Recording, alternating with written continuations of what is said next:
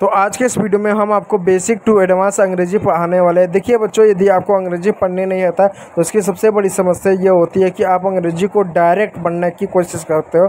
कुछ बच्चे क्या करते हैं, अंग्रेजी के 25-50 शब्द याद कर लेते हैं, कुछ मात्राओं को याद कर लेते हैं, उनको लगता है इससे हमको अंग्रेजी पढ़ने आ जाएगा। ऐसा नहीं होता। जितने भी मात्राएँ होती हैं उन मात्राओं का अपना नियम होता है, कुछ अपवाद होते हैं, उनको पढ़ना पड़ता है, रटना पड़ता है, तब जाके आप अंग्रेजी को प्रैक्टिस करेंगे, तभी आपको अंग्रेजी पढ़ना आएगा। तो आज के इस वीडियो में हम आपको बेसिक टू एडवांस मात्राओं के साथ एक एक मात्राओं को मिलाकर उसके नियम को बताकर आपको अंग्रेजी पढ़ना सिखा। चलिए क्लास को स्टार्ट करते हैं। और आज के इस वीडियो में हम जो अंग्रेजी पढ़ना सीखने वाले हैं, देखिए बच्चों, आप अंग्रेजी का छोटा छोटा शब्द उठा लीजिए, बड़ा बड़ा शब्द उठा लीजिए, आपको अंग्रेजी का कोई भी ऐसा शब्द नहीं मिलेगा जिसमें मात्रा ना हो सकता है कुछ शब्द में एक मात्रा हो, दो मात्रा हो, चार मात्रा हो या 8 मात्रा हो सकता है, लेकिन मात्रा होगा, इस बात को ध्यान दीजिएगा। इसलिए अंग्रेजी पढ़ने के लिए सबसे पहले आपको मात्रा पढ़ना जरूरी है। अब आपको लगा हमको तो मात्रा आता है, अ से लेकर अ तक हमने मात्रा पढ़ी है, हमको मालूम है कि ए, ई, आई, ओ, यू, ये अंग्रेजी में 5 मात्राएं होती हैं। देखो बच्चों, यहाँ पर हिंदी नहीं पढ़ना है, हिंदी में मात्राएं एकदम अलग होती है, अंग्रेजी में मात्राएं अलग होती है, उनके अपने अलग अलग नियम होते हैं। जैसे एग्जाम्पल तौर पर अगर मैं बताऊँ, अगर हिंदी में आ है तो आ का सिर्फ एक मात्रा होगा और इसको हमेशा आ ही पढ़ेंगे, लेकिन अंग्रेजी में अगर ए है तो ए को हम अ भी पढ़ते हैं, ए को हम आ भी पढ़ते हैं, ए भी पढ़ते हैं, ए भी पढ़ते हैं। अब आपको लगेगा ये क्या बकवास है, मैं आपको एग्जांपल देकर समझा देता हूँ। अब जरा मैं यहाँ पर कुछ शब्द लिख रहा हूँ, एक शब्द मैं लिख रहा हूँ अनदर, दूसरा शब्द मैं लिख रहा हूँ कार, तीसरा शब्द मैं लिख रहा हूँ कैट, तीसरा शब्द लिख रहा हूँ मैन। अब बताओ यहाँ पर एक को आप क्या पढ़ रहे हो, अ पढ़ रहे हो, अनदर। यहाँ पर एक को क्या पढ़ रहे हो, कार, आ पढ़ रहे हो। यहाँ पर एक को क्या पढ़ रहे हो, ए की मात्रा पढ़ो, कैट। यहाँ पर जो है नेम में ए की मात्रा को, एक को क्या पढ़ो, एक ही मात्रा पढ़ो, नेम। तो अनदर, अ, आ, ए, ऐ, मतलब एक तरह से अ का कई रूपों में उच्चारण हो सकता है। तो इसके लिए हमको नियम जानना पड़ेगा कि कब अ को आ पढ़ते हैं, ए पढ़ते हैं, ऐ पढ़ते हैं, औ पढ़ते हैं, क्या पढ़ते हैं। ठीक है प्यारे बच्चों, इसको लिए आज हम नियम को जानेंगे, लेकिन उससे पहले आपका जो भी प्यारा सा नाम होगा कमेंट बॉक्स में कमेंट कीजिएगा। ठीक है प्यारे बच्चों, बहुत सारे बच्चे अपना नाम कमेंट करते हैं, आप भी अपना नाम कमेंट कीजिएगा। तो देखिए दोस्तों, अंग्रेजी में टोटल 5 मात्राएँ होती हैं, ए, ई, आई, ओ और यू। ये 5 मात्राएँ होती हैं जिनको हम स्वर यानी वेवल्स बोलते हैं। ठीक है, इस बात को याद रखिएगा। तो आज के इस वीडियो में हम जो है एक ही मात्रा को पढ़ने वाले, तो चलिए क्लास को स्टार्ट करते हैं। तो ये हमारा पार्ट 3 है, इसलिए नियम नंबर 5 से हम स्टार्ट करते हैं। देखिए नियम नंबर 5 क्या कहता है। नियम नंबर 5 ये कहता है कि जब किसी वर्ड में ए के बाद वाई आए तो ए का उच्चारण एक ही मात्रा के रूप में हम करेंगे। ठीक है प्यारे बच्चों, इस बात को ध्यान दीजिएगा। जैसे यहाँ पर जितने भी शब्द हैं सब में देखिए आपको ए दिखने को आपको ए मिल रहा होगा, अरे के बाद वाई मिल रहा होगा, तो यहाँ पर किसका उच्चारण करेंगे, एक ही मात्रा के रूप में उच्चारण करेंगे।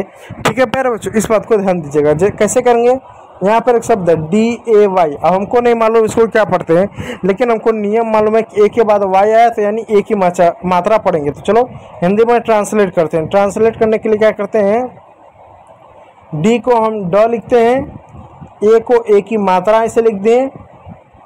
ठीक है, हो गया डे। ठीक है, डे या नहीं होता, डे हो गया, तो आपका हो गया डे। ठीक है प्यारे बच्चों, ए वाई को क्या हम एक ही मात्रा के रूप में लिखेंगे। ठीक है, इस बात को याद रखिए, हो गया डे। फिर उसी प्रकार प्यारे बच्चों यहाँ पे एक शब्द है MAY, अब इसको क्या पढ़ेंगे हमको नहीं मालूम, लेकिन हमको सिर्फ नियम मालूम है। क्या नियम मालूम है कि यदि ए के बाद वाई हो तो एक ही मात्रा पढ़ेंगे। एम का एम हो गया, एम का मा हो गया, अरे वाई के ए हो गया, तो मे हो गया। ठीक उसी प्रकार प्यारे बच्चों यहाँ पर अंग्रेजी का एक और शब्द मैं आपको दिखा रहा हूँ, PLAY। अब इसको क्या पढ़ेंगे हमको नहीं मालूम, लेकिन लास्ट में AY है यानी एक ही मात्रा पढ़ेंगे। और आपको एक नियम बता दूँ, जब भी 2 कॉन्सोनेंट एक साथ होते हैं उनमें से पहले वाले कॉन्सोनेंट को अधिकतर हम हिंदी में आधा लिखते हैं। तो P का क्या होगा, प होगा, ये पूरा प होगा तो आधा प लिखेंगे, आधा प लिख दिए। फिर L का ल होगा तो इसको पूरा ल लिख दिए। क्यों P को हमने आधा लिखा, क्योंकि 2 कॉन्सोनेंट एक साथ है, इनके बीच में कोई मात्रा नहीं है, इसलिए पहले वाले कॉन्सोनेंट को हमेशा आधा लिखते हैं। फिर AY को हम एक ही मात्रा लिख दिए, हो गया प्ले। प्ले मीन्स होता है खेलना। ठीक है दोस्तों, आप किस राज्य से हैं, अपने राज्य का नाम भी कमेंट कीजिएगा। ठीक है मेरे बच्चों, बहुत सारे बच्चे कमेंट करते हैं। उसी प्रकार ये बाकी शब्द जैसे डे हो गया, प्ले हो गया, मे हो गया, स्टे हो गया, ट्रे हो गया, स्टे हो गया, ले हो गया, क्ले हो गया, रे हो गया, वे हो गया, इस आदि इसको इस रूप में पढ़ेंगे। ठीक है। नियम नंबर 6, जब किसी वर्ड में एआई आए और एआई के बाद एनएल हो तो एआई को एक रूप में पढ़ते हैं। अब इस बात को ध्यान दीजिए, वर्ड में एआई हो और एआई के बाद क्या एन हो, एल हो, उसके बाद हम उसका उच्चारण एक ही मात्रा के रूप में करते हैं। चलिए एग्जाम्पल तौर पर हम देखना स्टार्ट करते हैं।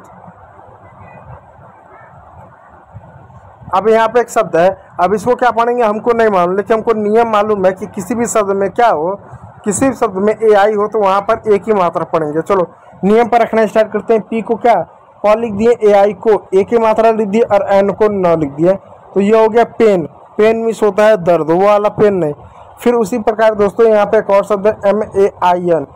अब देखिएगा दोस्तों, एआई है, एआई के बाद एन है, तो जब कभी एआई के बाद क्या हो, एन हो या एल हो, तो वहाँ पर उसका उच्चारण एक ही मात्रा के रूप में करते हैं।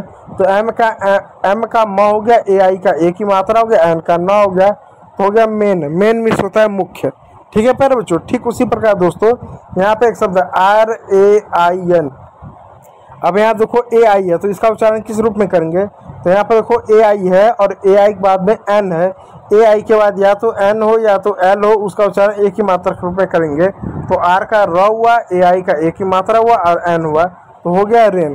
तो उम्मीद करूँगा आपको चीज़ें समझ में आ रही होंगी। इस प्रकार और भी बहुत सारे शब्द जैसे पेन हुआ, मेन हुआ, ट्रेन हुआ, ठीक है, फिर चेन हुआ, आयरन हुआ, बेल हुआ, जेल हुआ, मेल हुआ, चैन हुआ, आदि शब्द इसी प्रकार हो गए। गेन हुआ, गेन में स्वतः प्राप्त करना।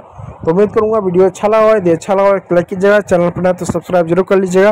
वीडियो देखने के लिए बहुत बहुत धन्यवाद।